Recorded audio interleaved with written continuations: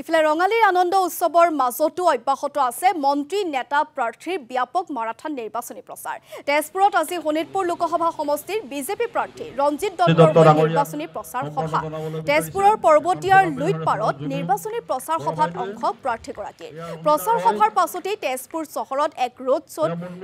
অংশ লয় ৰঞ্জিত দত্তই ৰোড শ্ব'ত ৰঞ্জিত দত্তক সংগ দিব মুখ্যমন্ত্ৰী ডক্টৰ হিমন্ত বিশ্ব শৰ্মাই হানিছে কোনোবাই গাহৰি পুহিছে এনেকে কৰি আমি ব্যৱসায় মাৰি আছো এতিয়া লোন আমাক আৰু বেছি দিয়ে 5 লাখ আমাৰ মৰা হ'ব আৰু দুটা কিস্তি আছে 5 লাখ টকা দুটা কিস্তি বাকি আছে আৰু আমাক এতিয়া মানে 6 লাখ টকা প্ৰত্যেকজনীক দিম বুলি কৈছে মই লোৱা নাই তাৰমানে আপোনাৰ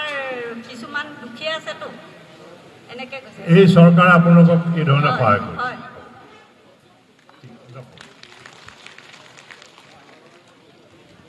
অসমৰ আই মাতৃসকলক নৰেন্দ্ৰ মোদী ডাঙৰীয়াই সন্মান দিছে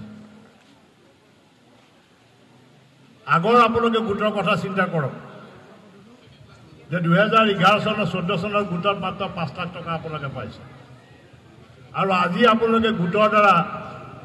লাখ লাখ টকা আপোনালোকক ঋণ দিয়া হৈছে আপোনালোকে ব্যৱসায় কৰিছে আপোনালোকৰ ঋণ আপোনালোকে ঘূৰাই দিছে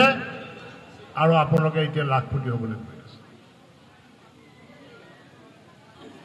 অসমৰ যি মহিলা হাতত আগতে বেংকৰ একাউণ্ট নাছিলে যি মহিলাই বেংকৰ লেনদেন কৰা নাছিলে আজি সেই মহিলাই আজি এটিএমৰ যোগেদি আপোনালোকে বেংকৰ ট্ৰেনজেকশ্যন কৰে আৰু আপোনালোকে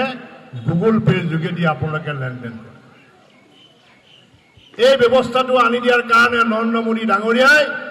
অসমৰ মহিলাক ভাৰতবৰ্ষৰ মহিলাক সন্মান কৰে